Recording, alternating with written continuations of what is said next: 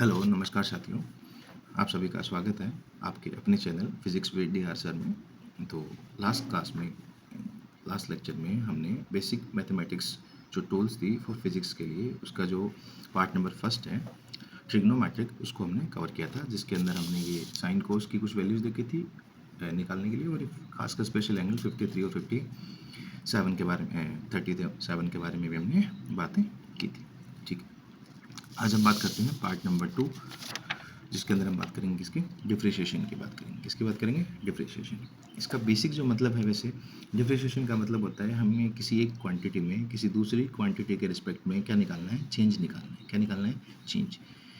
उस बात को हम क्या कहते हैं? डिफ्रेशिएशन कहते हैं। जैसे मान लो मेरे पास एक क्वांटिटी है कोई y, है ना, उसके अंदर मुझे x के रिस्पेक्ट में, किसके रिस्पेक्ट में? विद रिस्पेक्ट टू x क्या फाइंड आउट करना है? चेंज फाइंड आउट करना है। तो हम ऐसे बोलते हैं इसको dy/dx। ये से बोल सकते हो y में x के रिस्पेक्ट में बदलाव जो होता है उसी को एक तरीके से हम क्या बोल सकते हैं? डिफ्रेशिएशन बोल सकते हैं। अपने मैथ्स में नहीं जाना, अपने फिजिक्स की लैंग्वेज में अपने को तो कुछ एक दो सिंपल से फॉर्मूले याद रखने होते हैं और इसको टैक्टिक्स को समझना होता है। ठीक है, चलो देखते हैं। जैसे देखो, सबसे पहला जो फॉर्मूला होता है अपना वो ये हुआ, हम ये बोलेंगे कि भाई अगर हमारे पास ऐसा दे रखा हो d/dx, है ना, और x की पावर n, तो इसका हम डेरिवेटिव कैसे करेंगे? देखो सिंपल सा फॉर्मूला है, ये जो n है ना, ये मल्टीप्लाई में आ जाएगा। तो देखो n इंटू एक्स की पावर n-1। अगर आपको कहीं भी ऐसा लिखा दिखे x की पावर n का आपको डेरिवेटिव करना है with respect to x, then आप लिखेंगे n इंटू एक्स की पावर n-1। अभी मैं करके बता दूंगा, कोई दिक्कत नहीं है। ठीक है, दूसरा डेरिवेटिव में क्या रखना है दिख रहा है? दूसरा हमें याद रखना है d/dx, और किसका करना है? एक साइन का। पिछली क्लास में हमने साइन की बात की थी, अब उसका डेरिवेटिव करेंगे। देखो साइन का हो जाएगा cos x। एक चीज़ और मैं आपको बताता हूँ डेप्थ में। देखो एग्जैक्टली होता है कि जो अंदर का एंगल्स होता है ना, इसका भी हम डेरिवेटिव कर रहे होते हैं। पर देखो यहाँ पे x है ना, तो अगर मैं ऐसे लिखूँगा इसको इंटू dx/dx, तो ये 1 हो जाएगा। यानी आंसर क्या आना है? cos x से आना है। ये हमें कब काम आता है? जैसे फॉर एग्जाम्पल मैं लिख के बताऊँ इसी दूसरी में ही, ऐसा ऐसा दे दिया जाए आपको, साइन 2x दे दें। अब करके बताओ, तो अब क्या करना है? हमें कुछ नहीं करना। साइन का तो क्या हो जाएगा? cos 2x। ऐसे कैसे रहेगा? इंटू, अब इस एंगल का करना होता है अंदर वाले का, इंटू में। तो देखो 2x है ना, तो 2 तो क्या होगा? कांस्टेंट, और dx/dx ये तो आपस में हो जाएगा, लेकिन आंसर कितना आएगा? 2। अभी एंगल में नहीं आएगा, ये इंटू में है अलग से ये वाला। तो 2 cos 2x। जैसे 3x होता, कुछ भी होता, तो अपने को ऑलवेज इंटू में ये जो पूरी चीज़ है वो इंटू में है। ये एंगल में मत लिख देना कि 2 और 2 सर 4 हो गया ये एंगल, ऐसा नहीं है। ये पूरा इस पूरे जो क्वांटिटी है इसका प्रोडक्ट, इसके प्रोडक्ट में ये वाली चीज़ है। ठीक है, तो ये आ जाएगा। एक और देखो थर्ड के अंदर एक अपने को देखना है, ये आपको याद रखने बेसिकली, क्योंकि इनका ऐसे फॉर्मूले होते हैं। तो बस मैं आपको थोड़ा समझा रहा हूँ एक्स वाली कहानी के फॉर्म में। जैसे मान लो ये cos x दे दिया जाए आपको, क्या दे दीजिए? cos x। तो cos x का x के रिस्पेक्ट में क्या करना है? डेरिवेटिव। अब जरूरी नहीं है आपको यहाँ पे x से मिले, मतलब यहाँ वाली क्वांटिटी यहाँ सेम होनी चाहिए, तब ये 1 हो जाता है।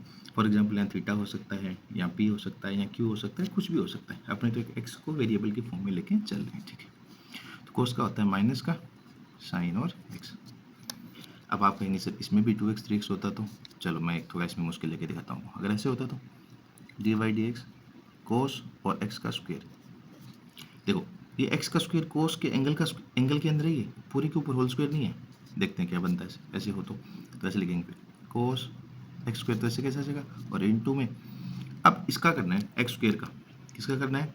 x स्क्वायर का। तो देखो अब ये वाली चीज़ वापस आ जाएगी इनके, x स्क्वायर का करना है तो देखो पहले n आना चाहिए, तो n कितना है? 2, ये रहा 2, फिर x की पावर 2-1। अब dx ऊपर और dx नीचे, तो 1 हो जाता है। तो देखो ये बन जाएगा cos x का स्क्वायर, तो ऐसे कैसे था, और ये पूरा का पूरा इनटू में कितना आ जाएगा? 2x।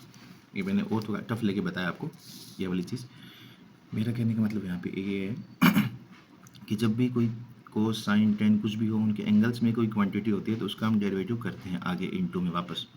बट अगर यहाँ पे x ही है तो उसका 1 हो जाता है, जैसे मैं करके बता रहा हूँ बार बार आपको 1 हो जाता है, तो फिर वो उसका कोई मतलब होता नहीं, तो डायरेक्ट डबल लिख देते हैं।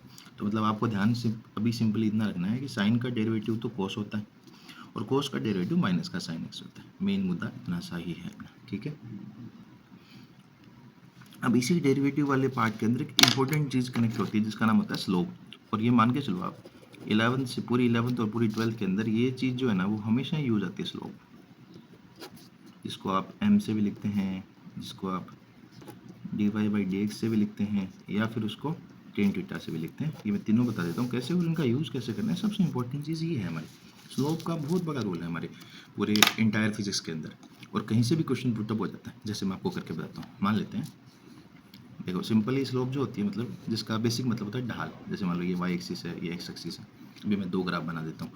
जैसे मान लेता हूँ एक ये बना दिया फर्स्ट वाला, ठीक है, और एक मान लो ये बना दिया ऐसे दूसरा।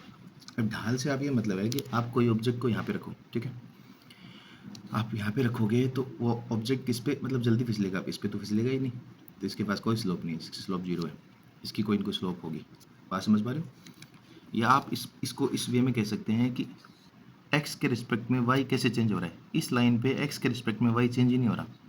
y क्या है, कांस्टेंट है, देख लो भाई, x पहले इतना था तब भी y इतना है, x इतना है तब भी y इतना है, x इतना है तब भी y इतना है। इस फर्स्ट वाली लाइन के लिए y में कोई चेंज नहीं हो रहा है x के रिस्पेक्ट में।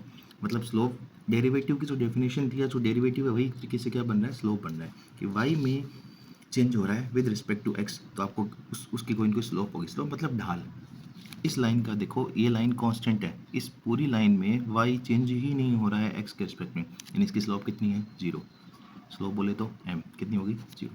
इसकी कुछ ना कुछ होगी। देखो आप y चेंज हो रहा है किसके साथ, x के साथ, तो मतलब y का x के साथ चेंज होना ही एक तरीके से क्या होता है, स्लोप। मतलब स्लोप को आप एक बेसिक फॉर्मूला ये याद रखेंगे, dy/dx equal to tan theta. Sir ये भाई टेन थीटा कहाँ से लें, चलो देखते हैं, कहानी करते हैं। इसको ऐसे मिला दूंगा, इसको ऐसे डॉट डॉट से कर देता हूँ, और मान लेते हैं कि ये वाला एंगल कितना है, थीटा। कितना है, थीटा, ठीक है। टेन थीटा होता है क्या, मैंने कल ही बताया था आपको। देखो टेन थीटा इक्वल टू होता है p/b। क्या होता है, p/b।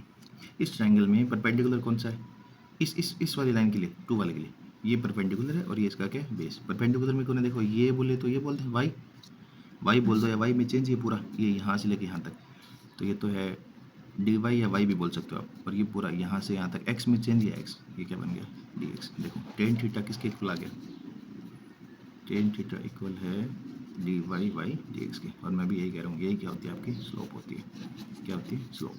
मतलब आप स्लोप के लिए बेसिक फॉर्मूला याद रखेंगे कि y के रिस्पेक्ट में x में चेंज होना, मतलब y/x, जिसको आप m से लिखते हैं, और वही क्या होती है, टेन थीटा होती है। क्या होती है, टेन थीटा। अब स्लोप पॉजिटिव भी हो सकती है, स्लोप नेगेटिव भी हो सकती है, और स्लोप जीरो भी हो सकती है, स्लोप इनफाइनाइट भी हो सकती है।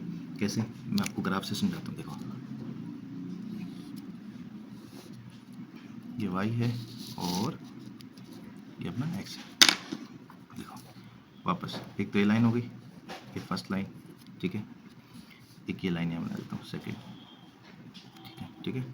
ये कैसे बना देता हूँ,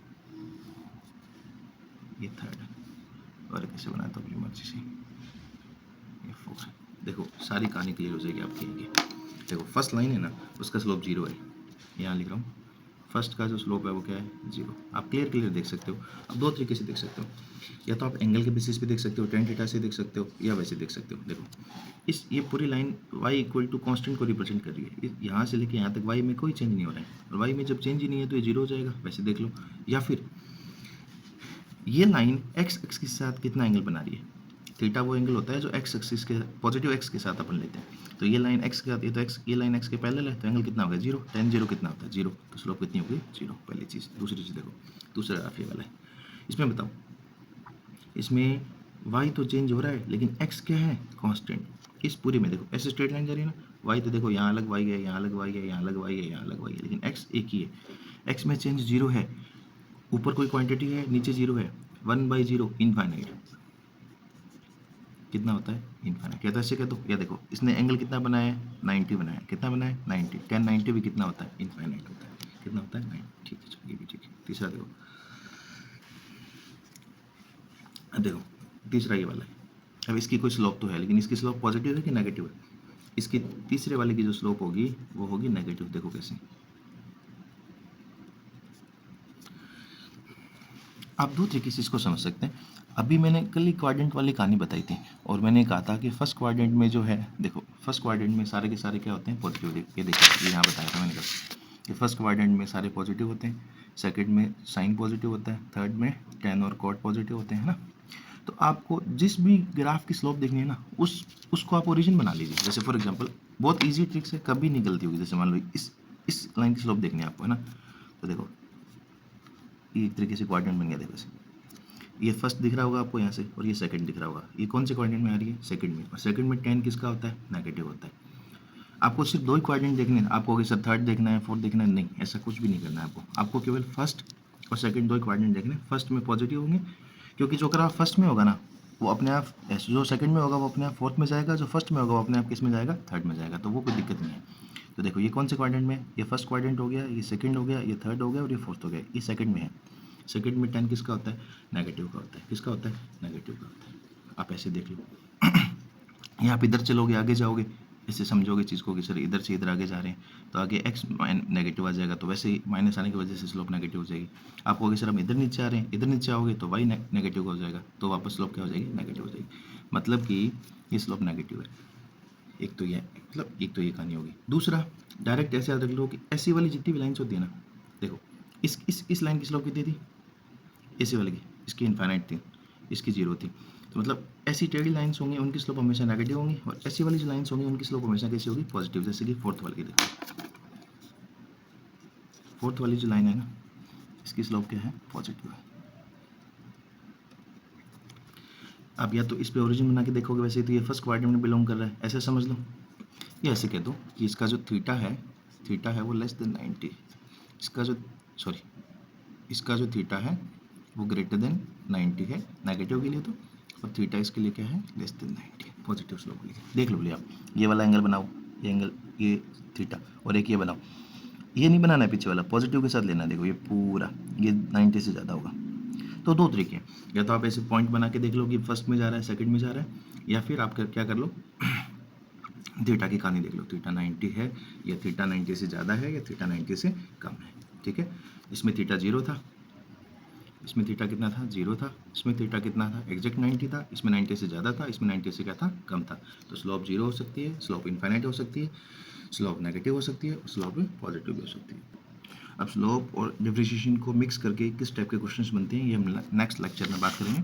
मैं आपके लिए एक छोटा सा क्वेश्चन लीव कर जाता हूँ।